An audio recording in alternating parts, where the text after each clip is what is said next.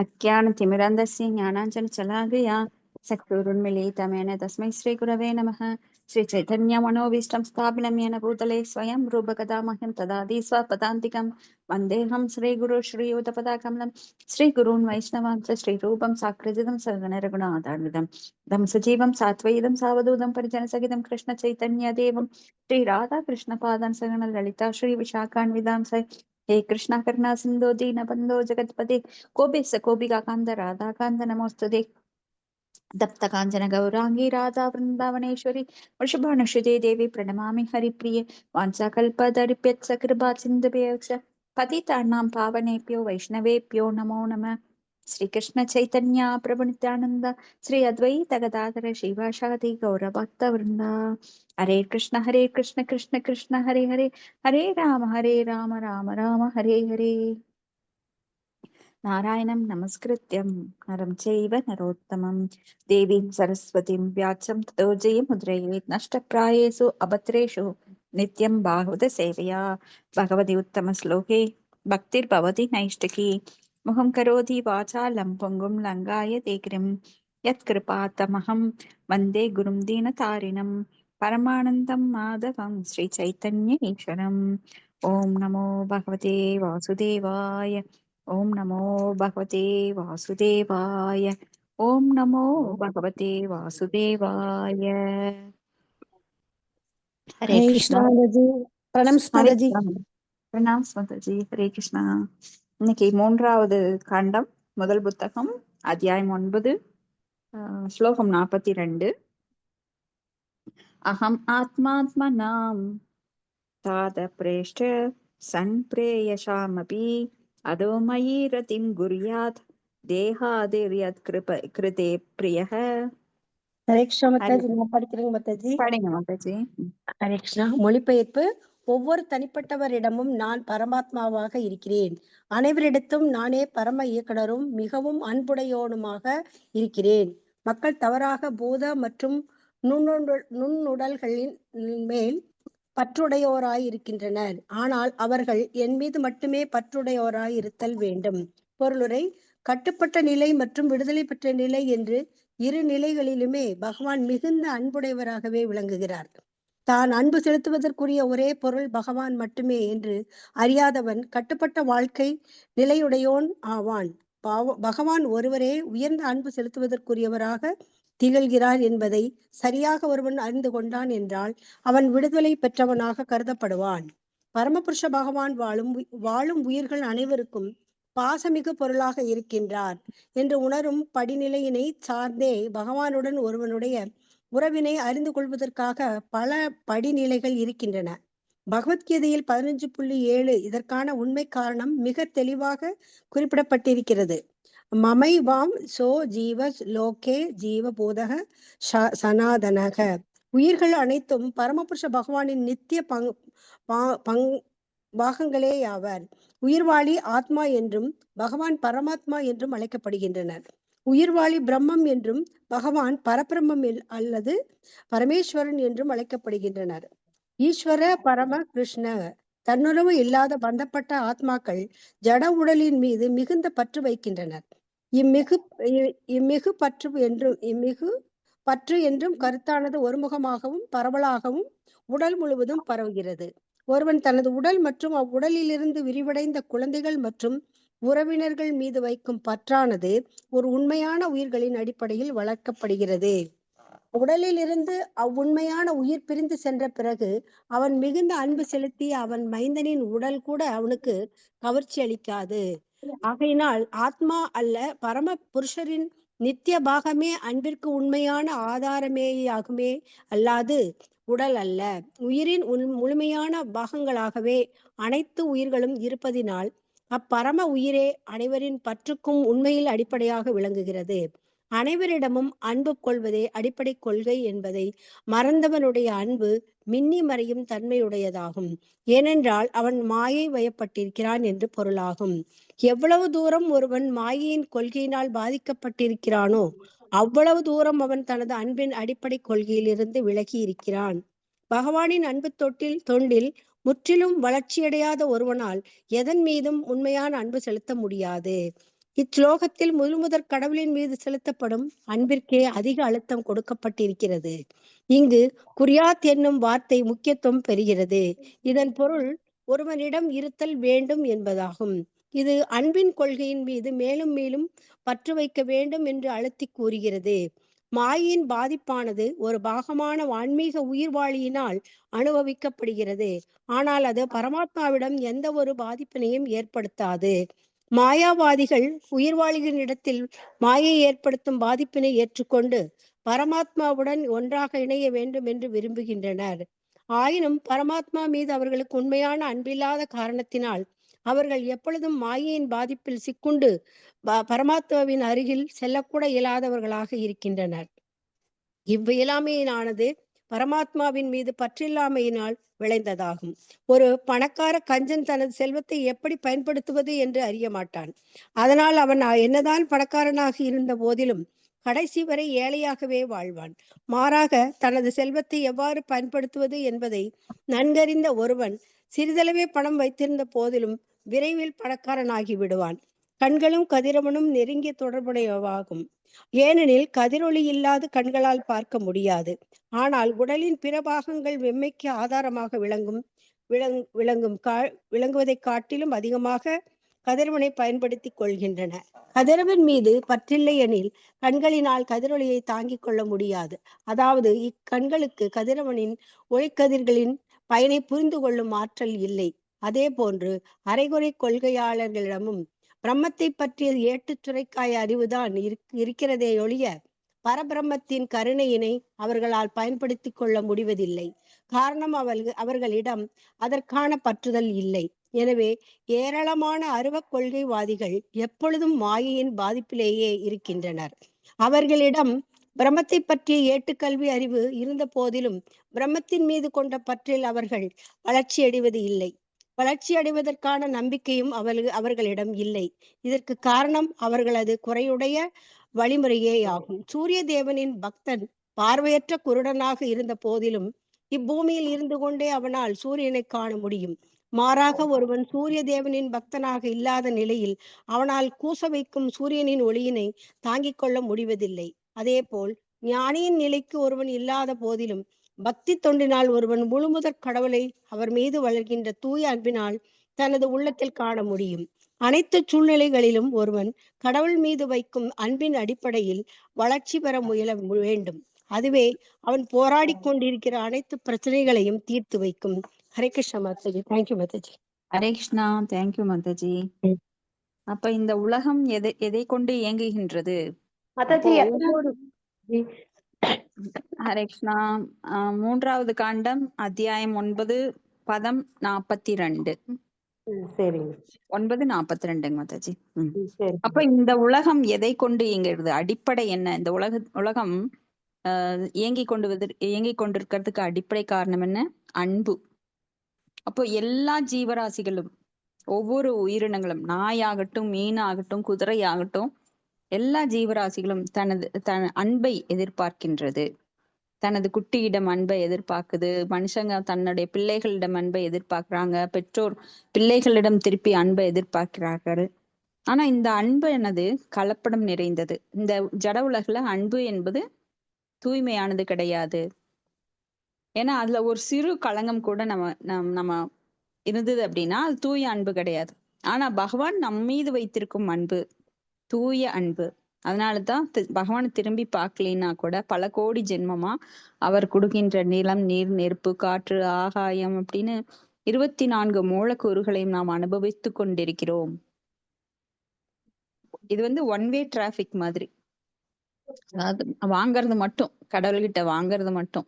இப்ப ஒரு மனைவி, கணவன் மனைவி, ஒரு சிம்பிள் எக்ஸாம்பிள் பார்க்கலாம். ஒரு கணவன் மனைவி இருக்காங்க. மனைவி கணவனோட பாக்கெட்ல இருந்து பணம் எடுக்கிறா. பணம் எடுத்து எல்லா செலவும் பண்றா. சாரி வாங்குறா, என்னென்ன பண்ணணுமோ ஷாப்பிங் எல்லாம் பண்ணிட்டு ரொம்ப ஜாலியா இருக்கா. அப்போ அவளுக்கு அளவா சமைச்சு சாப்பிட்டுட்டு பாத்திரத்தெல்லாம் காலியா வச்சு கவுத்திடுறா. அப்ப கணவன் வர்றாரு. கணவனுக்கு திரும்பி பார்க்கல.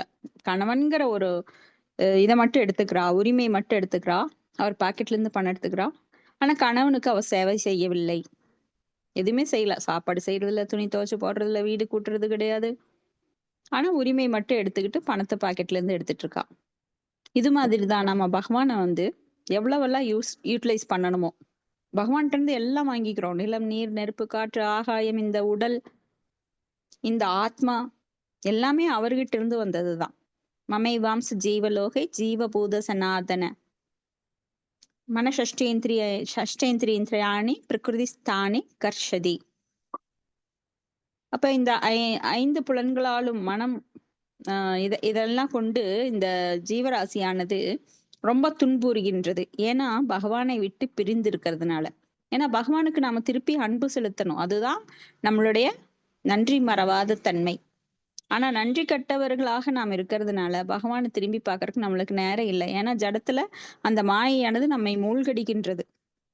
ஆனா பகவானுக்கு அந்த மாயை கிடையாது. பகவான் என்றும் பகவானாகவே இருக்கின்றார். அதனால்தான் அவர் என்றுமே திவ்யமானவர். அப்போ நம்ம இங்க பகவானுடைய பெருமைகள் பாருங்க. அப்போ அவர் வந்து பரமேஸ்வரன் அப்படின்னு அழைக்கப்படுகிறார். பரபிரம்மம், ஈஸ்வர பரம கிருஷ்ண சச்சிதானந்த விக்கிரக அநாதிராதிர் கோவிந்த சர்வ காரண காரணம், எல்லா காரணங்களுக்கும் காரணமானவராக அவர் என்றும் விளங்குகின்றார். ஒருவன் தனது உடல் மற்றும் அவ்வுடலிலிருந்து விரிவடைந்த குழந்தைகள் மற்றும் உறவினர்கள் மீது வைத்திருக்கும் பற்றானது ஒரு உண்மையான உயிர்வாளியின் அடிப்படையில் வளர்க்கப்படுகிறது. உடலிருந்து அவ்வுண்மையான உயிர் பிரிந்து சென்ற பிறகு அவன் மிகுந்த அன்பு செலுத்திய அவன் மைந்தனின் உடல் கூட அவனுக்கு கவர்ச்சியளிக்காது. அப்ப உடலை கொண்டுதான் நம்ம அன்பு பரிமாற்றம் பண்ணிட்டு இருக்கிறோம். அது ஒரு ஆத்மா அப்படிங்கிற தன்னுணர்வு நம்ம கிட்ட இல்ல. நம்மளை பற்றியே இல்ல. நான் இந்த உடல், எனக்கு இந்த பெயர், எனக்கு இந்த வீடு, எனக்கு இந்த சொத்து. ஆனா இது எல்லாமே நிலையில்லாதது, அசாஸ்வதம். ஆனா அதுலதான் என் மனம் ஊறி இருக்கு. ஏன்னா உடலை கொண்டு இது என் உடம்பிலிருந்து பிறந்ததனால் என் குழந்தை அப்படின்னு நாம நினைக்கிறோம். அது ஆத்மாவா நினைக்கிறது இல்ல. அப்போ ஆத்மா அல்லது பரமபுருஷனின் நித்திய பாகமே அன்பிற்கு உண்மையான ஆதாரமாகுமே அல்லாது உடல் கிடையாது. அப்ப நாமெல்லாம் பகவானுடைய நித்திய பாகங்கள். அப்போ எல்லாருமே ஒரு உறவு இருக்கு நம்மளுக்கு. எல்லா ஆத்ம ஜீவராசிகளுக்கும் ஒரு உறவு இருக்கு. எல்லாருமே பகவான் இருந்து பிரிந்த அம்சங்கள். இப்போ இங்க வந்து முழுமுதற் கடவுள் மீது செலுத்தப்படும் அன்பிற்கே அதிக அழுத்தம் கொடுக்கப்பட்டிருக்கிறது. குறியாத் அப்படிங்கிற சொல் இங்க சொல்லப்படுது. ஒருவனிடம் இருத்தல் வேண்டும். அது அன்பின் கொள்கையின் மீது மேலும் மேலும் பற்று வைக்க வேண்டும் என அழுத்தி சொல்லப்படுது. ஏன்னா பகவானுக்கு நாம் செலுத்துகின்ற அன்பு தொண்டுதான் நம்மளை உயர்ந்த நிலைக்கு கொண்டு செல்லும். இல்லைன்னா அது தாழ்ந்த நிலைக்கு நம்மள கீழே தள்ளிரும். ஏன்னா நம்ம உடல் மீது பற்று வைக்க கூடாது. ஆத்மா அது பகவானின் அம்சம். இப்ப உங்களுக்கு ஒரு குழந்தை பிறந்தது அப்படின்னா, இந்த குழந்தை என்னுடைய குழந்தை, நான் சொல்றத கேட்கணும், நான் எனது அப்படிங்கிற அகங்காரம் அமாகாரத்தை விட்டு அந்த ஜீவன் எனக்கு எதுக்கு கொடுக்கப்பட்டிருக்குன்னா ஆன்மீகத்தில் பயிற்சி அளிக்கப்பட்டு பகவானிடம் திருப்பி அனுப்புவதற்காக அந்த ஜீவன் என் கையில் கொடுக்கப்பட்டிருக்கிறது அப்படின்னு நினைக்கணுமே தவிர அந்த உடல் மீது நாம பற்று கொள்ளக்கூடாது. அதனாலதான் நிறைய பேர் இறக்குற சமயத்துல எம் பாபி ஸ்மரன் பாவம், அந்த உடலையே நினைச்சிட்டு ஆணோட உடல் நினைச்சிட்டு இறந்தாங்கன்னா அடுத்த பிறவி ஆணா பிறப்பாங்க. பெண்ணை நினைச்சுக்கிட்டு இறந்தாங்கன்னா பெண்ணா பிறப்பாங்க. சோ அதே குடும்பத்துல வரணும் அப்படின்னு அந்த குடும்ப நபர்கள் மீது பற்று வைத்திருந்தாங்கன்னா அங்கேயே வந்து ஏதாவது விதத்துல உறவினர்களா பிறப்பாங்க. இப்படி அந்த பற்றானது நம்மளை திருப்பி அந்த சக்கரத்துல, பிறப்பு இறப்பு சக்கரத்துல வீழ வைக்கும். அப்போ உண்மையான அன்பில்லாத பரமாத்மா மேல நம்மளுக்கு உண்மையான அன்பில்லாத காரணத்தினால அவர்கள் மாயின் பாதிப்பில் சிக்குண்டு பரமாத்மாவின் அருகில் கூட செல்ல முடியாதவர்களாக இந்த மாயாவாதிகள், அருவவாதிகள் இருக்கிறாங்க. ஏன்னா அவங்க நினைக்கிறாங்க பகவானுக்கு ஈக்குவலா ஆகணும். ஆனா பகவானுக்கு ஈக்குவலா யாராலையும் ஆகவே முடியாது. ஏன்னா அவரோட ஒரு சின்ன அம்சம், அணுவுலயும் அணு நீங்க கண்ணுல பாப்பீங்களா? லென்ஸ் எல்லாம் வச்சு விஞ்ஞானிகள் பார்ப்பாங்க. அப்படி கூட பார்க்க முடியாது நம்மளுடைய ஆத்மாவை. ஆத்மா அவ்வளவு சிறியது. ஆத்மாவோட அளவு என்ன யாராவது சொல்ல முடியுமா? அதாவது ஒரு மயிரோட நுனிக்கால்ல 1000 பங்குல இருக்கக்கூடிய அந்த குட்டி பகுதி. 10,000 பங்குல ஒரு சிறு பகுதி தான். ஒரு முடியோட நுனியில 10,000 கூறு போட்டா அதுல ஒரு பகுதி தான் அப்படின்னு ஸ்வேதாஸ்வர உபனிஷம் நம்மளுக்கு சொல்லுது. 108 உபனிஷங்கள்ல ஒண்ணு ஸ்வேதாஸ்வர உபனிஷம். அந்த உபனிஷத்துல ஆத்மாவின் அளவு சொல்லப்பட்டிருக்கு. அப்போ நாம ரொம்ப சிறியவற்றுள் சிறியவர்கள். ஆனா பகவான் யாரு? விபு, பெரியவற்றுள் பெரியவர். அப்ப அவரை நான் அவருக்கு ஈக்குவலா ஆகணும். இணையாகவோ மேலாகவோ யாராலையும் ஆகவே முடியாது. ஆனால் குணத்தால் ஒன்று. அச்சிந்திய பேத தத்துவா. அப்ப பகவானோட குணமும் அவர்கிட்ட இருந்து வந்ததுனால நம்மளோட குணமும் ஒன்றாக இருக்கின்றது. ஆனால் அளவில் வேறு. எப்படி ஒரு கடல் எடுத்துக்கிட்டா அதுல மொத்தமா உப்புத்தன்மை இருக்கு. அத நீங்க ஒரு கை எடுத்தாலும் அதே உப்புத்தன்மை தான். அது போல நம்ம கிட்டயும் இருக்கு. ஆனா இப்ப கிடையாது. ஏன்னா நாம ஜட உலகத்துல பிறந்திருக்கோம். அப்ப ஜட இயற்கையின் குணங்களான முக்குணங்களால் பாதிக்கப்பட்டிருக்கிறோம். அதனால நம்ம இங்கே காட்டுற அன்பு தூய்மையான அன்பு கிடையாது. ஆனா பகவான் நம்மிடம் காட்டும் அன்பு தூய்மையான அன்பு. எல்லா ஜீவராசியும் எதுக்கு ஏங்குறாங்கன்னா, கோடான கோடி பணம் இருந்தாலும் தன் மேல யாராவது ஒருத்தர் அன்பு காட்டணும் ஏங்குறாங்க. வீடு ஃபுல்லா தங்கம், வைரம், வைடூரியம் இருந்தாலும் அவங்க தனக்கு நேர்மையா அன்பா இருக்கிற ஒரு ஊழியரை அவங்க எதிர்பார்க்கறாங்க. ஒரு மனைவியை எதிர்பார்க்கறாங்க. இல்ல ஒரு மகனை, பெற்றோரை என் மேல பாசம் இருக்கணும். பாசத்துக்கு தான் எல்லாருமே நாம அடிமை. ஒரு சின்ன குழந்தை பாருங்க, அது பாசத்தோட கண்ணா இங்க வா அப்படின்னா ஓடி வரும். ஏய் இங்க வா அப்படின்னா அது திரும்பி பார்த்து முறைக்கும். இல்ல நம்ம கிட்ட வராது பயந்துட்டு. சோ அன்பு அடிப்படை. எங்கிருந்து வந்தது? இது பகவான்கிட்ட இருந்து வந்தது. ஏன்னா பகவான்கிட்ட இருந்து பிறந்த நாம எல்லாருமே பகவானுடைய குணங்களை கொண்டுதான் இருக்கிறோம். அதனாலதான் பகவானை போலவே சில சமயம் நாம நடந்துக்கிறோம். இப்ப கண்களும் கதிரவனும் நெருங்கிய தொடர்புடையது. அப்போ கதிரவனை நேரா நாம ரொம்ப நேரம் பார்க்க முடியாது. இப்ப இந்த கதிரொளிகள் பயனை புரிந்து கொள்ளும் ஆற்றல் நமக்கு கிடையாது. இது போன்ற அரைகுறை கொள்கையாளர்களுக்கு பிரம்மத்தை பற்றிய ஏட்டு சுரைக்காய் அறிவுதான். பிரம்மம் அப்படின்னா அவங்க பிரம்மனை பற்றி நிறைய புத்தகங்கள்ல படிச்சிருப்பாங்க. அதுக்காக அவங்க தவம் எல்லாம் பண்ணுவாங்க பல ஆண்டுகள். ஆனாலும் அவங்க பகுனாம் ஜென்மனாம் அந்தே ஞானவான் மாம் பிரபத்தியதே வாசுதேவ சர்வமிதி மகாத்மா ஸ்ரூ துர்லபனையப்பையா பல ஜென்மங்களுக்கு அப்புறம் தான் புரிஞ்சுக்க முடியும். வாசுதேவ சர்வமிதி, வாசுதேவன் தான் எல்லாவற்றிற்கும் காரணம், சர்வ காரணம். ஈஸ்வர பரம கிருஷ்ண சச்சித் ஆனந்த விக்கிரக அநாதிராதிர் கோவிந்த சர்வ காரணம். சத்து சித்து ஆனந்தம் நிறைந்தவர். அவர்தான் எல்லா காரணங்களுக்கும் காரணம். அவருக்கு காரணம் கிடையாது. நான் காரணம் காரியம் ச ந வித்யதே. அப்போ இங்க அவர்கிட்ட பற்று இல்லை அப்படின்னா வேற நாம எதையுமே இங்க கெயின் பண்ண முடியாது. எத்தனை லட்சம் கோடி இருந்தாலும் அதனால யாருக்கு எந்த பிரயோஜனம் கிடையாது. அப்ப அருவவாதி கொள்கைவாதிகள் எப்பொழுதும் மாயின் பாதிப்புலதான் இருக்கிறாங்க. அவர்கள் பத்மா மாதாஜி மியூட் பண்ணுங்க. மாதாஜி இதுக்கு காரணம் ஹரே கிருஷ்ணா மாதாஜி. ஹரே கிருஷ்ணா மாதாஜி. ஹரே கிருஷ்ணா. சொல்லுங்க மாதாஜி. மியூட் பண்ணிக்கோங்க மாதாஜி. நான் பண்ணிட்டு விடுங்க. அப்போ இதற்கு காரணம் அவர்களது குறையுடைய வழிமுறை. சூரிய தேவனின் பக்தன் பார்வையற்ற குருடனாக இருந்த போதிலும் இப்பூமியில் இருந்து கொண்டே அவனால் சூரியனை காண முடியும். ஒரு பக்தன் பகவானை பற்றி புரிந்து கொள்ளும் போது அவனால எல்லா பக்கம் பகவானை பார்க்க முடியும். பகவான் தான் சக்திமான். அவர் சக்திகளால் நிரம்பியதுதான் இந்த ஜட உலகம் அப்படிங்கிறத ஒரு பக்தன் காண முடியும். ஆனா நம்பிக்கை இல்லாதவன் அவன் எங்கதான் கோடான கோடி செல்வங்களை பெற்றிருந்தாலும் அவனால பகவானை காண முடியாது.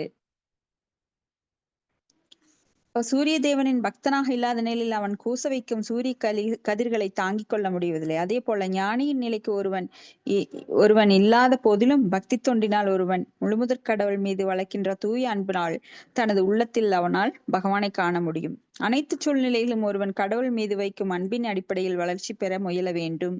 அதுவே அவன் போராடி கொண்டிருக்கிற அனைத்து பிரச்சனைகளையும் தீர்த்து வைக்கும். எல்லாருக்குமே இங்க ஜட உலகுல பிரச்சனை இருக்கு. பிரச்சனை இல்ல, வீட்டுக்கு வீடு வாசப்படி. ஆனா பிரச்சனைகள் கலர் கலரா இருக்கு. இங்க மஞ்சள் கலர்ல பிரச்சனை அப்படின்னா அங்க பச்சை கலர்ல. ஏன்னா ஒவ்வொருவரும் ஒவ்வொரு குணங்களால செயல்படுத்தப்படுகிறோம். அது அந்த குணங்கள் பல வகையாக மாறுபட்டு 81 விதமாகவும் அதற்கு மேலாகவும் இருக்கின்றது. அப்போ மஞ்சள் கலர் கண்ணாடி அணிஞ்சவனுக்கு எல்லாம் மஞ்சளா தெரியும். பச்சை கலர் கண்ணாடி அணிஞ்சவனுக்கு எல்லாம் பச்சையா தெரியும். சிவப்பு கண்ணாடி அணிந்தவனுக்கு எல்லாம் சிவப்பா தெரியும். அப்போ குணங்கள் அடிப்படையிலே நாம செயல்படுகின்றோம். அப்படித்தான் எல்லாருமே புரிஞ்சுக்க முடியும். ஆனா பக்தி என்னும் கண் கொண்டு நேத்து நாம பிரம்ம சம்ஹிதியில பார்த்தோம்.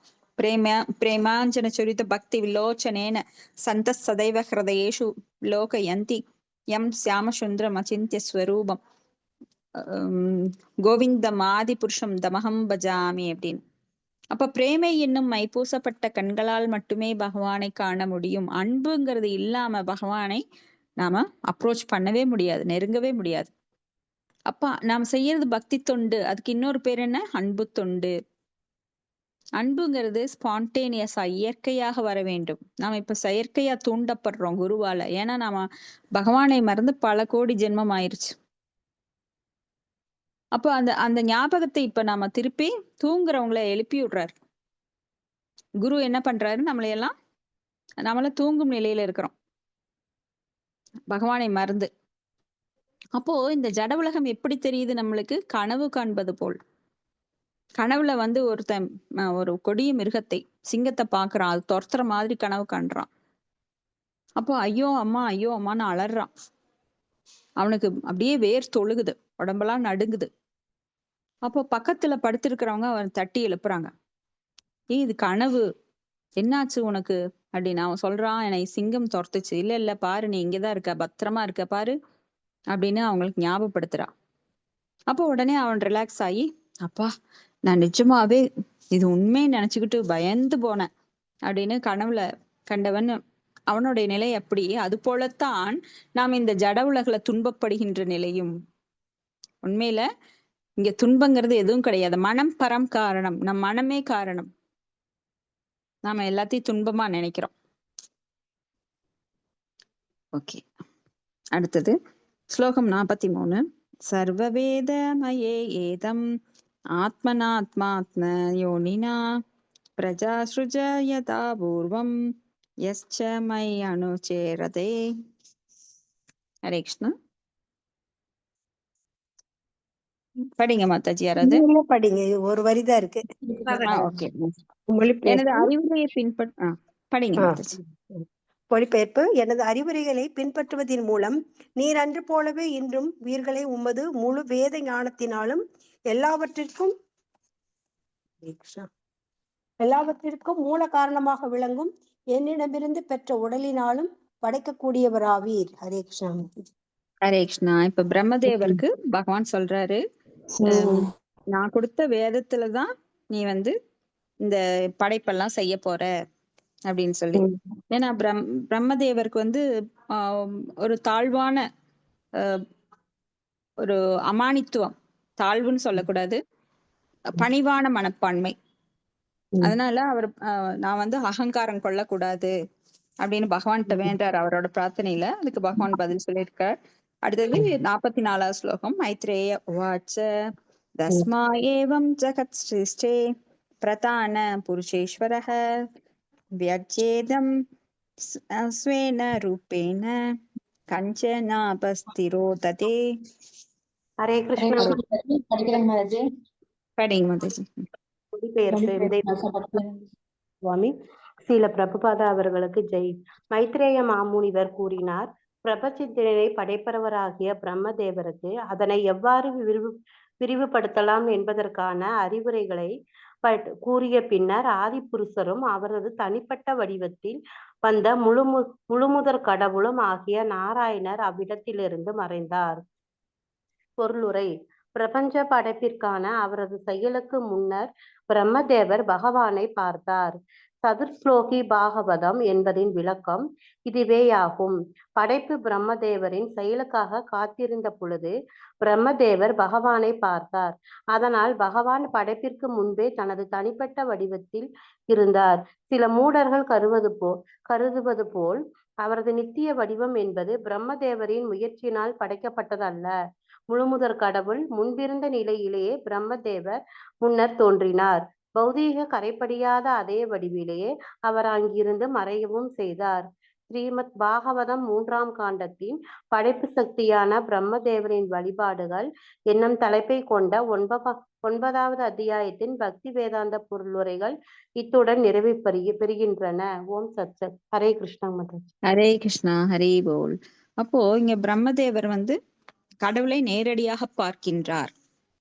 அப்போ நம்மளுடைய வாழ்வின் குறிக்கோள் என்னவா இருக்கணும்? பகவானை நேரடியாக ஒரு முறை கண்டால் போதும். எப்படி நாரதேவர் ஒரு செகண்டே பார்த்தார்.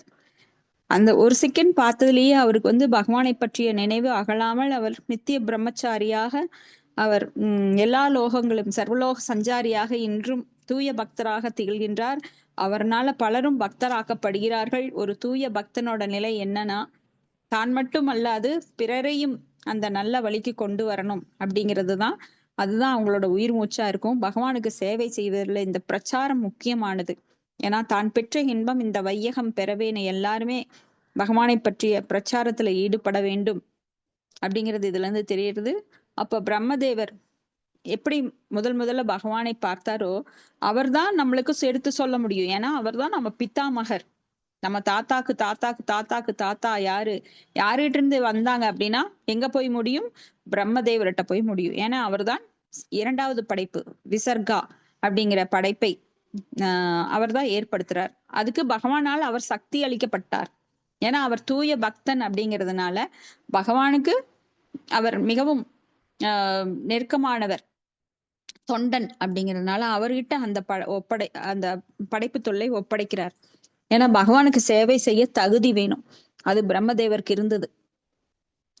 அப்போ இந்த பிரபஞ்சத்துல 4 தலை பிரம்மா அப்படின்னா இன்னொரு பிரபஞ்சத்துல 8 தலை பிரம்மா, 10 தலை பிரம்மான்னு இப்படி பல கோடி பிரபஞ்சங்கள்ல பல பிரம்மாக்கள் இருக்கிறாங்க. அப்ப அந்த பிரம்மாக்கள் யாரு அப்படின்னா கொஞ்சம் உத்தம புருஷர்களாக அதாவது 78% நற்குணங்களை கொண்டவர்கள் தான் அந்த பிரம்மாவோட போஸ்டுக்கு அப்ளிகேஷன் போட முடியும்.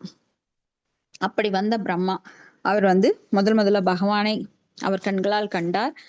அதனால தான் நாம பிரம்ம மத்வ கௌடிய சம்பிரதாயம். ஏன்னா அவர் கண்டதை நம்மளுக்கு சொல்றார். இப்ப நாம அமெரிக்கா போயிட்டு வந்த ஒருத்தர் சொல்றார், அமெரிக்கா இப்படி இருந்தது, அங்க பூங்கா இப்படி இருந்தது, வீதி எல்லாம் சுத்தமா இருந்தது, அங்க டபுள் டக்கர் பஸ் பார்த்தோம், இன்னும் நிறைய சொல்றாரு அமெரிக்கா பத்தி. அதை நான் நம்புறோம். அப்போ சுவிட்சர்லாந்து போன ஒருத்தர் அதை பத்தி சொல்றார், ஜெர்மன் போன ஒருத்தர் ஜெர்மனி பத்தி சொல்றார். ஆனா நம்மளுக்கு கோலோக வைகுந்தம் நாம் யாராவது போய் பார்க்க முடியுமா? இல்ல பாக்குற தகுதி இருக்கா நம்மளுக்கு? நாம இறக்கை வச்சு பறந்து போக முடியுமா? இல்ல ஏதாவது ஃப்ளைட்ல போக முடியுமா? கிடையாது. ஏன்னா அது பல கோடி மில்லியன் தூரம் கடந்து போகணும். அங்கெல்லாம் கற்பனையில கூட போக முடியாது. எப்படி நம்ம மனசால டிராவல் பண்றோம்? இப்ப நினைச்சா நாம யுஎஸ்ஏல இருப்போம், யூகேல இருப்போம், நாம போன மாசம் போனோமே அப்படின்னு சொல்லி நம்ம மனம் அங்க போயிடும். அந்த அளவு கூட டிராவல் பண்ண முடியாது, அவ்வளவு தூரம் அது. ஏன்னா இந்த பிரபஞ்சம் 7 கடுமையான நிலைகளால் மூடப்பட்டிருக்கு. நிலம், நீர், நெருப்பு, காற்று, ஆகாயம், மனம், புத்தி, அகங்காரம் இதனால மூடப்பட்டிருக்கு. ஒவ்வொரு லேயரும் மிகவும் கடுமையானது. எப்படி ஒரு தேங்காயானது உள்ள தண்ணி இருக்கும், அதுக்கு மேல அந்த தேங்காய்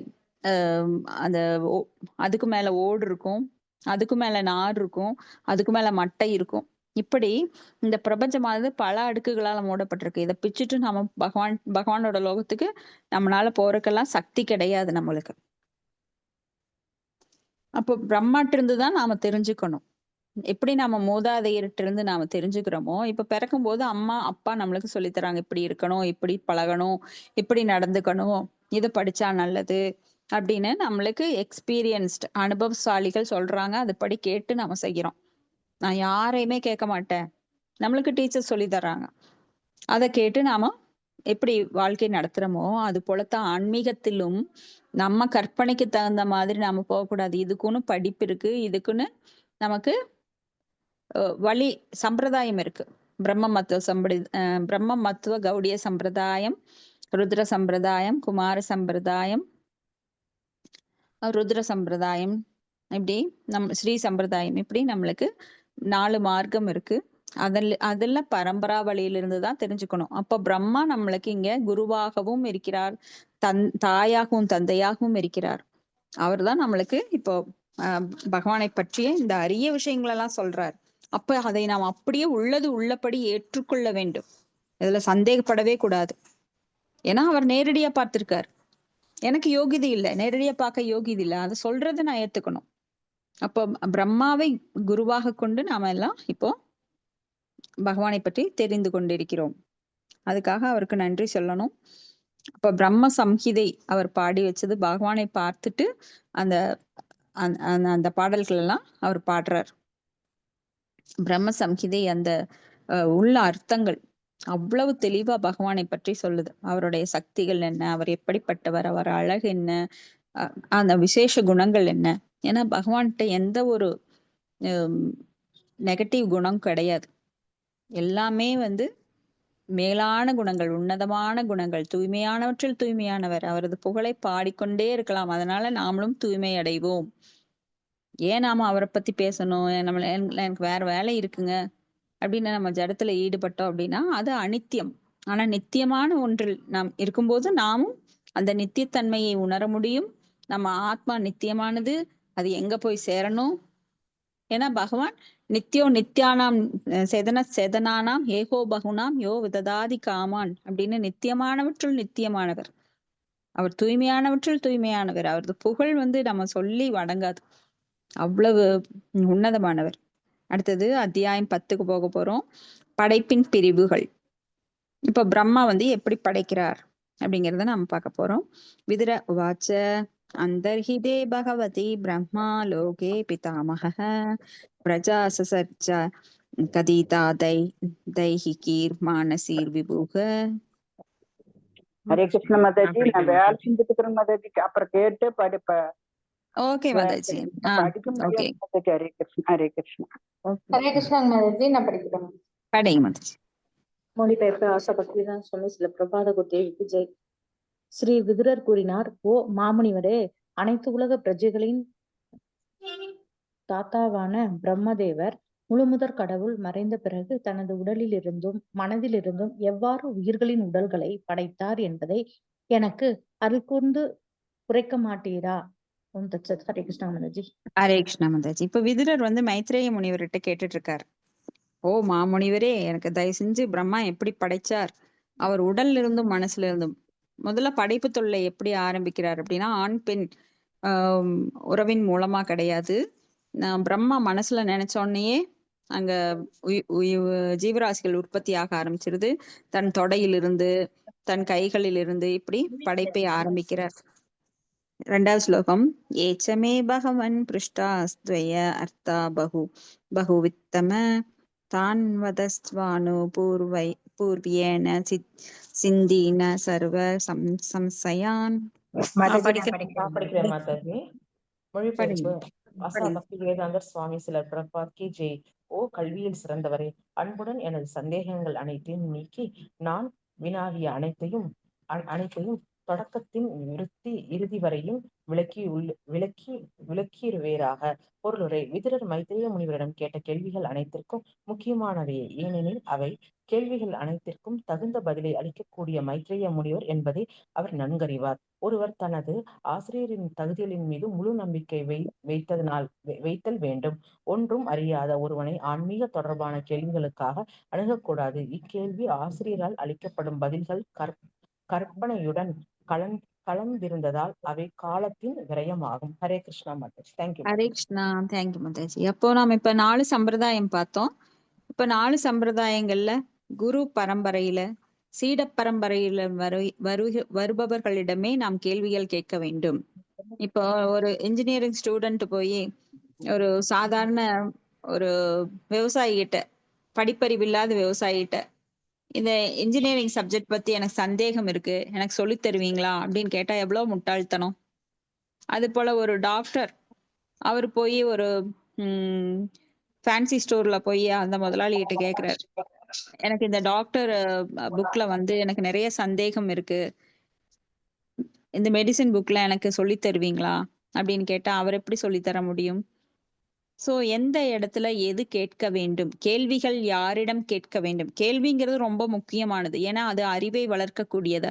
அதனாலதான் நம்மளுக்கு வேதாந்தம் அப்படின்றதுல முதல் என்ன ஸ்லோகம் சொல்லுது, வேதாந்தத்தின் முதல் ஸ்லோகமே நம்மளுக்கு சொல்றது அதாதோ பிரம்ம ஜிக்ஞாசா, கேள்விகள் கேட்க வேண்டும். என்னத்தை பத்தி? பிரம்மனை பற்றிய ஆய்ந்தறிவில் ஈடுபட்டு அதை பற்றி கேள்விகள் கேட்க வேண்டும். யார்கிட்ட கேட்கணும்? அது நாம் தேர்ந்தெடுத்த ஒரு ஆன்மீக குருவிடம். ஒரு குருவை தேர்ந்தெடுக்கிறதுக்கு எல்லாருக்கும் உரிமை உண்டு. குருவை வந்து சோதிச்சு தேர்ந்தெடுக்கலாம். அவர் எந்த பரம்பரையில வர்றாரு, அவருடைய வாழ்க்கை அவர் எப்படி தூய்மையா இருக்காரா, இல்ல அவர் வந்து வேதங்களுக்கு புறம்பா நடந்துக்கிறாரா, அதையெல்லாம் பார்த்துட்டு ஒரு தடவை அவர்கிட்ட சரணடைஞ்சிட்டோம் அப்படின்னா அதுக்கு மேல சந்தேகப்பட்டு இருக்க கூடாது. ஏன்னா குருவை மறுபடியும் சோதிக்கிறதுக்கு நம்மளுக்கு உரிமை இல்லை. தேர்ந்தெடுக்கும் போது மட்டும்தான் சோதிக்கணும். அதுக்கப்புறம் அவர்கிட்ட சரண்டர் ஆனா அவர் சொல்றத அப்படியே நம்பணும். ஏன்னா அவர் பகவானின் பிரதிநிதி. பகவானின் பிரதிநிதியாக செயல்படுபவர் நமக்கு எல்லா உண்மைகளையும் வெளிப்படுத்துவார். அப்ப அவர்கிட்ட எப்படி இருக்கணும்? தத்வித்தி பிரதிபாதேன பணி பிரஸ்னேன சேவையா உபதேசந்தி ஞானம் ஞானின தத்துவ தர்ஷனக, அடக்கத்துடனும் பணிவுடனும் கேள்விகள் கேட்டு அவர் வந்து நம்மை சோதிச்சு அந்த அறிவை நம்மளுக்கு கொடுப்பார். ஒரே நாள்ல டப்பாவை திறந்து, மண்டையில இருக்கிற டப்பா திறந்து எல்லாம் எனக்கு தெரிஞ்சதெல்லாம் இந்தா கொட்டிடுறேன் அப்படின்னு சொல்ல மாட்டார். படிப்படியாக நம்மளை உயர்த்துவார். அடுத்த ஸ்லோகம் 3. சூத உவாச்ச ஏவம் சஞ்சோதிதஸ்தேன சத்ரா கௌஷாரவிர் முனிஹி பிரீத பிரத்யாக தான் பிரசன்னான் ஸ்ருதிஸ்தான் ஆத பார்க்கவ. மாதாஜி நான் படிக்கிறேங்க. படிங்க.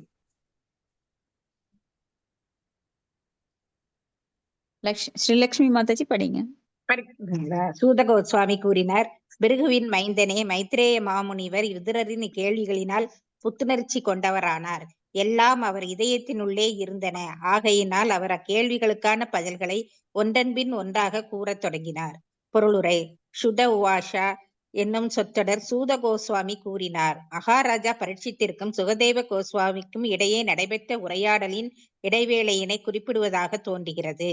சுகதேவ கோஸ்வாமி மகாராஜா பரீட்சித்திடம் பேசிக் கொண்டிருந்த பொழுது அப்பெருங்கூட்டத்தில் குழுமியிருந்தவர்களில் சூத கோஸ்வாமியும் ஒருவர். இப்பொழுது சூத கோஸ்வாமி நைமிஷாரண்யத்தில் சுகதேவ கோஸ்வாமியின் பரம்பரையில் வந்த சௌனக முனிவரின் தலைமையில் கீழுள்ள முனிவர்களுடன் பேசிக் கொண்டிருக்கிறார். ஆயினும் இது ஒன்றும் விவாதிக்கப்பட்ட தலைப்புகளில் பெரிய வேறுபாடுகள் எதனையும் ஏற்படுத்தவில்லை. ஹரே கிருஷ்ணா. ஹரே கிருஷ்ணா. தேங்க்யூ மாதாஜி. அப்போ இங்க வந்து முதல் ரவுண்டுல யார் பேசுறாங்க?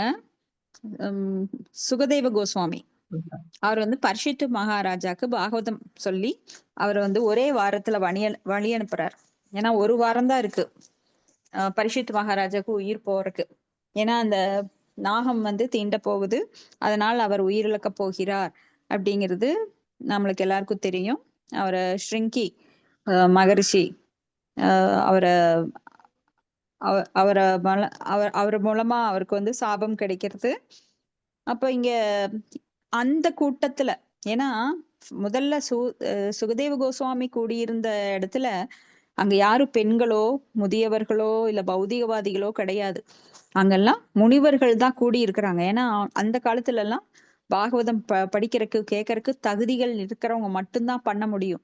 இப்பெல்லாம் நம்மளுக்கு கிடைச்சிருக்கு அப்படின்னா ஸ்ரீல பிரபுபாரதரோட காரணமற்ற கருணையினாலதான் பெண்களான நாம கூட, ஏன்னா பெண்கள் வந்து சூத்திரர்களுக்கு இணையா, வைசியர்கள் பெண்கள் சூத்திரர்கள் இவங்க எல்லாம் சொல்லப்படுறாங்க. ஆனா நம்மளுக்கு கூட இப்ப பாகவதம் கிடைச்சிருக்கு, நாமளும் படிக்கிறோம், அதை அனுபவிக்கிறோம் அப்படின்னா காரணமற்ற பக்தரோட கருணையினாலதான், ஸ்ரீல பிரபுபாதரோட கருணையினால்தான். அப்ப இங்க வந்து 2வது ரவுண்டு அங்க அதுல இருந்த ஒரு முனிவரான சூத கோஸ்வாமி இப்ப 2வது தடவை பாகவதம் சொல்லிட்டு இருக்கார். அந்த நைமிச்சாரண்யம் அப்படிங்கிற இடத்துல இன்னைக்கு கூட நீங்க நைமிச்சாரண்யம் சுத்தி பார்க்கலாம். அது வந்து மிகவும் சக்தி வாய்ந்த இடம். அந்த இடத்துல சுகதேவ கோஸ்வாமி, சூத கோஸ்வாமி அஹ் அஹ் அங்க வந்து சௌனக முனிவர்கள் தலைமையில பேசிட்டு இருக்காரு. அப்போ ஏற்கனவே விவாதித்ததை, ஏன்னா புதுசு புதுசா கண்டுபிடிச்ச சினிமா எடுக்கிற மாதிரி கிடையாது. நம்ம கற்பனைக்கு தகுந்த மாதிரி ஹீரோவை மாத்தலாம், ஹீரோயினை மாத்தலாம், கதையை மாத்தலாம், அதெல்லாம் கிடையாது. பகவானுடைய விஷயங்கள் என்றும் நித்தியமானவை. அதே விஷயங்கள் தான், திரும்ப திரும்ப அதையே தான் படிக்க போறோம். ஆனாலும் நம்ம மரமண்டைக்கு என்ன ஆகுறதுல சில சமயம் நாம முக்குணங்கள்ல இருக்கிறதுனால, நாம மாயில விழுந்துறதுனால அதையெல்லாம் நம்ம மறந்துடுறோம். இல்ல அதை வந்து கற்பனைன்னு நினைக்கிறோம். சில சமயம் நம்ம செயல்கள் வந்து பௌதிகத்துல ஆழ்ந்திருக்கிறப்போ மறந்தும் போயிடுறோம், கெட்டதை மறந்தும் போயிடுறோம். அதுல ஒரு ஏன்னா பகவானிடம் பக்தி தொண்டு பண்ணணும் அப்படின்னா அதுக்கு என்ன வேணும்? வைராக்கியம். அபியாசேன கௌந்தேய, வைராக்கியம் வேணும். அபியாசம் அப்படின்னா பயிற்சி வேண்டும் அப்படின்னு பகவத்கீதையில அர்ஜுனனுக்கு சொல்றார். அப்ப வைராக்கியம் இருக்கிறவங்க தான் பக்தி பண்ண முடியும். அபியாசம், பயிற்சியை மேற்கொள்ள வேண்டும். குருவின் கட்டளைப்படி அபியாசம் பண்ணணும். அடுத்தது பதம் 4.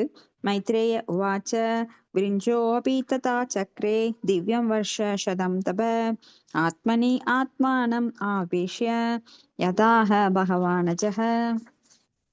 ஹரே கிருஷ்ண மாதாஜி. நான் படிக்கிறேன் மாதாஜி. ஹரே படிங்க கிருஷ்ணா. மாதாஜி. மொழிபெயர்ப்பு தொகுத்து வழங்கியவர் தேவ திரு ஆசா பக்தி வேதாந்த சுவாமி பிரபுபாதருக்கு ஜெய். கல்வியில் சிறந்த மைத்ரேய மாமுனிவர் கூறினார், ஓ விதிரரே, முழுமுதல் கடவுளின் அறிவுரைக்கேற்ப பிரம்மதேவர் 100 தேவ வருடங்களை தன்னை தவத்தில் ஈடுபடுத்தினார். பின்னர் பகவானின் பக்தி தொண்டில் இணைந்து கொண்டார். பொருளுரை: பிரம்மதேவர் முழுமுதல் கடவுளான நாராயணரிடத்தில் தன்னை ஈடுபடுத்திக் கொண்டார் என்பதற்கு பொருள் அவர் தன்னை பகவானின் பக்தி தொண்டில் ஈடுபடுத்திக் கொண்டார் என்பதாகும். இதுவே எத்தனை வருடங்கள் ஆனாலும் ஒருவர் செய்யக்கூடிய உயர்ந்த தவமாகும். இது போன்ற பணியிலிருந்து ஓய்வு என்பதே இல்லை, ஏனெனில் அது நித்தியமானது என்பதோடு எப்பொழுதும் ஊக்கமளிக்கும் கூடியதும் ஆகும். ஹரே கிருஷ்ணா மாதாஜி. நன்றி ஹரே மாதாஜி. கிருஷ்ணா மாதாஜி. ஏயாத்மா சுப்ரசீததி. ஏன்னா பகவானை பற்றி கேட்டுக்கொண்டிருப்பதே ஒரு தவம்தான். இப்போ நாம எல்லாரும் பகவானை பத்தி கேட்டுட்டு இருக்கிறோம், இத்தனை பேரு. அப்போ நாம இந்த நேரத்தை இதற்காக ஒதுக்குறோம். அப்ப இது வந்து பெரிய தவம். ஏன்னா இந்த ஜட இயற்கை அதுக்கான நேரத்தை நம்மளுக்கு கொடுக்காது அவ்வளவு சீக்கிரம். ஆனா நாமெல்லாம் ஜடத்தோட போராடி, மாயையோட போராடி இந்த நேரத்தை பகவானுக்காகத்தான் ஒதுக்குவேன் அப்படிங்கிற புடிவாதத்தோட மாயையை வென்று வந்தவர்கள் தான் இங்க இந்த கிளாஸ்க்குள்ள வர முடியும். மாயில இருக்கிறவங்க இந்த கிளாஸுக்கு வெளியில தான் எப்பவுமே அவங்க ஜடத்துல ஈடுபட்டு இருக்கிறாங்க. உண்பது, உறங்குவது. இனியும் நிறைய பேர் வந்து இந்த வீடியோவை அப்லோட் பண்ணும்போது அதை கேட்குறாங்க. அப்போ அதுக்கும் இதுக்கும் வித்தியாசம் கிடையாது. ஆனா நேர்ல வரும்போது நம்ம நிறைய சந்தேகங்கள் டிஸ்கஸ் பண்ணலாம். அப்போ நிறைய பேர் கேட்குறாங்க, அவங்களும் கூட மாயை வென்றவர்கள். அப்போ மாயை வென்றவர்களால் தான் பகவானை அணுக முடியும். அப்போ மாயில தோத்து போறவங்க எல்லாருமே உண்பது, உறங்குவது, உடலுறவு கொள்ளுவது, தன்னை பாதுகாத்து கொள்ளுவது, இதுலதான் ஈடுபடுத்தி கொள்ள முடியும். ஏன்னா அது நாய், குதிரை, கழுதை போன்ற மிருகங்கள் கூட அதைத்தான் செய்யுது. ஆனா மனிதன் 6 அறிவு கொண்டவன், 5 அறிவு 6 அறிவு கொண்டவன். 1 அறிவு, 2 அறிவு, 3 அறிவு, 4 அறிவு, 5 அறிவு கொண்ட மிருகங்கள், பூச்சிகள், விலங்குகள் எல்லாம் அதைத்தான் செய்யுது. ஆனா அதையே நாமளும் செஞ்சனா அதுக்கும் நம்மளுக்கு வித்தியாசம் இல்லாம போயிடும். அப்போ அரிதான இந்த மானிட பிறவி எதுக்கு இருக்கு? பிரம்மத்தை பற்றிய ஐந்தறிவுல ஈடுபட்டு அந்த பக்தி தொண்டை நம்ம வந்து பக்தி தொண்டை பிராக்டிஸ் பண்ணும்போது மட்டும்தான் நம்மளுக்கு அந்த ஆனந்தம் கிடைக்கும். ஏன்னா ஆனந்தத்தை நோக்கி தான் எல்லாருமே இந்த உலகத்துல தேடிட்டு இருக்கிறோம். எங்க கிடைக்கும், எங்கே நிம்மதி, எங்கே நிம்மதி அப்படின்னு சொல்லி எல்லாரும் பாடிட்டு இருக்காங்க. அப்போ நிம்மதி இருக்கு, இங்க வாங்கன்னு சொன்னா வரமாட்டேங்கிறாங்க. இதுதான் நம்மளோட துர்பாக்கியம். ஏன்னா உண்மை இருக்கிற இடத்துல நிறைய பேர் இருக்கிறது கிடையாது. எப்படி ஒரு டைமண்ட் ஷாப்ல பாத்தீங்கன்னா கூட்டம் இருக்காது. ஆனா டைமண்டை போன்ற கவரிங் ஷாப்ல போனீங்கன்னா அங்க 30 பேர் 40 பேர் இருப்பாங்க. அது மாதிரிதான் உண்மை இருக்கிற இடத்துல இங்க யாரும் வர்றதில்ல. ஆனா நிறைய போலி சாமியார்கள், இல்ல தேவர் வழிபாடு, அதுல எல்லாம் போயிட்டீங்கன்னா கூட்டம் கூட்டமா இருப்பாங்க. காக்கைகளை போல அன்னங்கள் ரொம்ப அரிதாத்தான் இருக்கும். அடுத்தது ஸ்லோகம் 5. தத்விலோக்யாச்ய சம்பூதோ வாயுனா யத் அதிஷ்டிதः பத்மம் அம்பாஸ்ச தத்கால கிருத வீரியேன கம்பிதம். ஹரே கிருஷ்ணா. நானே படிக்கிறேன் மாதாஜி, ஹரே மொழிபெயர்க்கிறேன். மாதாஜி. அதன் பிறகு பிரம்மதேவர் தான் அமர்ந்திருந்த தாமரை மலரும் அத்தாமரை மலருக்கு ஆதாரமாக விளங்கிய நீரும் வலிமையான சூறைக்காற்றுன்னு ஆடுவதை கண்டார். பொருளுரை: நடப்பது உலகமானது மாயை என்று அழைக்கப்படுகிறது. ஏனென்றால் இது பகவானுக்குரிய பக்தி தொண்டினை மறைக்க செய்யும் இடமாகும். உலகில் பகவானின் பக்தி தொண்டில் ஈடுபட்டிருப்பவன் சில நேரங்களில் மோசமான சூழ்நிலைகளினால் மிகுந்த துன்பத்திற்கு ஆளாக வேண்டியிருக்கிறது. மாயா சக்தி மற்றும் பக்தன் என்னும் இரு பிரிவினருக்கிடையே பிரகடனப்படுத்தப்பட்ட யுத்தம் நடக்கிறது. சில வேளைகளில் வலிமையற்ற பக்தர்கள் மாயின் கடும் தாக்குதல்களுக்கு பலியாகி விடுகின்றனர். ஆயினும் பிரம்மதேவர் பகவானின் அளவற்ற கருணையை பெற்றவரானால் அவர் போதிய சக்தி பெற்றவராகவே இருந்தார். அதனால் லௌகீக சக்தி அவரது வாழ்வின் அடித்தளத்தினை அசைய செய்து அவருக்கு மனக்கவலையை அளித்த போதிலும் அவர் அதற்கு பலியாக விடவில்லை. ஹரே கிருஷ்ணா மாதாஜி. நன்றி மாதாஜி. ஹரே கிருஷ்ணா. தேங்க்யூ மாதாஜி. இப்போ நாம ஏற்கனவே இதை பத்தி பார்த்தோம். மாயா சக்தி நிறைய பேர் மாயாவோட கரத்துல தான் உட்கார்ந்து இருக்காங்க. அவங்க வெளியில வர விரும்பல. அதனால மாயைக்கு அவங்கள பத்தி கவலையே கிடையாது. ஆனா இந்த ரெண்டுக்கும் இடையில ஆத்துல ஒரு கால் சேத்துல ஒரு கால் பக்திக்கு வர முயற்சிக்கிறவங்கள எப்படி கபடி விளையாட்டு காலை இழுத்து இழுத்து விடுறாங்களோ அது மாதிரி மாயை வந்து நம்மள அவங்க கிட்ட கொண்டு வரக்கு பல விதமா முயற்சி பண்ணுது. ஆனாலும் மாயை விட்டு நாம வெளியில போகணும்னு நாம முயற்சி பண்றோம். ஆனா பல சமயங்கள்ல நாம மாயையோட பிடியில போய் அகப்பட்டுக்கிறோம்.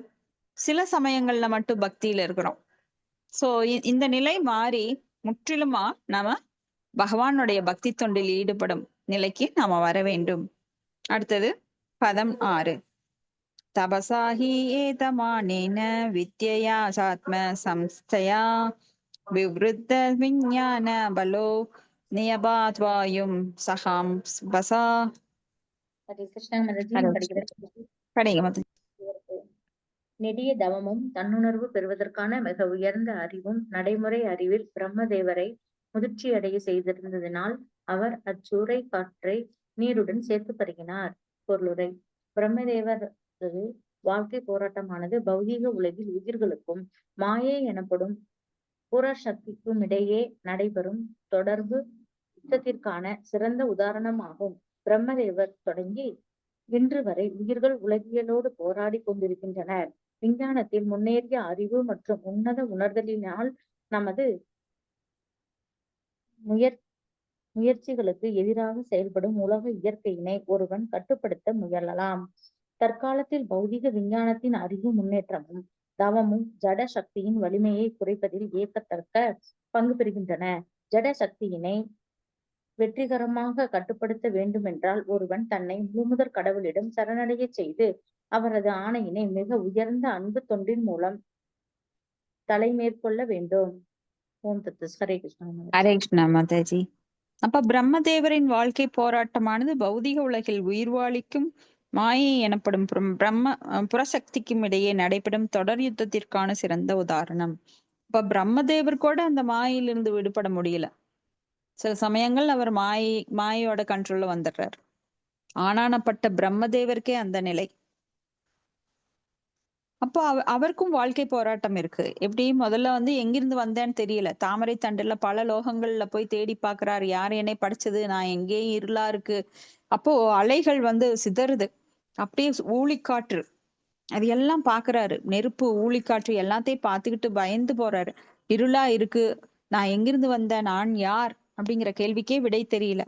அவ்வளவு ஒரு போராட்டம். அப்போ தேவ வருடங்கள்ல 100 ஆண்டுகள் தபான்னு சொல்லி பகவான் சொல்றாரு. அசரீரியா ஒலிக்குது. அதுக்கு கட்டுப்பட்டு பகவானுடைய சொல்லுக்கு கட்டுப்பட்டு தவம் புரிந்ததுனால அவருக்கு பகவான் காட்சியளித்து, நான் தான் உன்னை தோற்றுவித்தேன், உனக்கு இந்த படைப்பு தொழிலை நான் தர்றேன், நீ வந்து செய் அப்படின்னு சொல்லி அவருக்கு வேத ஞானத்தை எல்லாம் தேனே பிரம்ம கிருதாய ஆதிக்கவையேன்னு உள்ள பூத்துறார். அப்போ ஜீவராசிகளுக்கு இங்க பிரம்மதேவர்ல இருந்து தொடங்கி இந்த ஜீவராசிகள் கூட இன்னைக்கும் போராடிட்டே இருக்காங்க. அதுல விஞ்ஞானத்துல முன்னேற்றம் அப்படின்னு பேர்ல சயின்டிஸ்ட் என்ன பண்றாங்கன்னா இயற்கையை கட்டுப்படுத்த ரொம்ப அதிகமா முயற்சி பண்றாங்க. ஒரு சாதாரண மனிதன் அவனோட லெவல்ல முயற்சி பண்ணினானா, விஞ்ஞானி என்ன பண்றான், பகவானுடைய கோள்களையே கட்டுப்படுத்த முயற்சிக்கிறான். ராக்கெட்ல போய் அந்த கோள்களை எல்லாம் நான் பாக்குறேன், அதுல இருக்கிற உயிர்வாளிகளை எல்லாம் கண்டுபிடிக்கிறேன்னு இன்னொரு கோளுக்கு போக முயற்சி பண்றான். ஆனா அது முடியாத காரியம்னு ஸ்ரீல பிரபுபாதர் சொல்றாரு. ஏன்னா விஞ்ஞானி வந்து இதை பாருங்க, இப்ப காட்டுத்தீங்கிற நெருப்பையே கட்டுப்படுத்த முடியாம அந்த விஞ்ஞானிகள் திணறாங்க. அப்போ ஒரு சூறாவளி காற்றை கட்டுப்படுத்த முடியாது, ஒரு பூகம்பத்தை கட்டுப்படுத்த முடியாது, ஒரு சுனாமியை கட்டுப்படுத்த முடியாது. ஆனா இந்த விஞ்ஞானிகள் நான் பெரிய பெரிய கோள்களை எல்லாம் கண்டுபிடிச்சு அதை கட்டுப்படுத்த போறேன், அங்க போய் நான் நிறைய வீடுகள் கட்ட போறேன், அதையெல்லாம் யாரு வாங்குறீங்க அப்படின்னு விளம்பரம் பண்றாங்க. இது வந்து ரொம்ப கேலி கூத்தான விஷயம். பகவானுடைய படைப்பை எல்லாம் இவங்கனால கண்டுபிடிக்க முடியாது. ஏன்னா அற்ப ஜீவராசிகள், அதை அவங்க ஒத்துக்கிறது கிடையாது. ஏன்னா மாயா அபகிருத ஞான ஆசூரம் பாவம் ஆசிரிதம், அவங்களுடைய ஞானம் வந்து அபகரிக்கப்பட்டது மாயினால. அப்போ ஜடசக்தியினை வெற்றிகரமாக கட்டுப்படுத்த வேண்டும் என ஒருவன் தன்னை முழுமுதற் கடவுளிடம் சரணடைய செய்து அவரது ஆணையை மிக உயர்ந்த அன்பு தொண்டின் மூலமா நாம மேற்கொள்ள வேண்டும். அதான் பகவத்கீதையில நம்மளுக்கு சொல்றார். சர்வதர்மான் பரித்யட்ச மாம் ஏகம் சரணம் ரஜ அகம் துவாம் சர்வ பாபேபியோ மோஷேஷாமி மாசூஷக. எல்லா விதமான தர்மங்களையும் நீ விட்டுட்டு எங்கிட்ட வா அப்படின்னு சொல்றாரு. நீ ஞானியா இருந்தாலும் பரவாயில்ல, நீ ஒரு கர்ம யோகியா இருந்தாலும் பரவாயில்ல, இல்ல தியான யோகத்துல இருந்தாலும் பரவாயில்ல, எல்லாத்தையும் விட்டுரு, எங்கிட்ட வா, முழுசா வந்து சரணட, என்னிடம் அன்பு செலுத்து. மன்மனா பக்தோ மத்தியா சீமாம் நமஸ்குரு. என்னையே நினைச்சு என்னையே வழிபட்டு என்னையே எனது பக்தனாகி நான் என்கிட்டயே வந்து சேரு அப்படிங்கிறார். அது ஒண்ணுதான் நம்மளுக்கு கதி, வேற கதியே கிடையாது. சோ இதை உணர்ந்து எல்லாரும் அன்பு தொண்டில் பகவானுடைய பக்தி தொண்டில் ஈடுபட வேண்டும். ஹரே கிருஷ்ணா. இதோட முடிச்சுக்கலாம். ஹரே கிருஷ்ணா மாதாஜி. ஏதாவது கேள்விகள் இருந்தா நம்ம டிஸ்கஸ் பண்ணலாம்.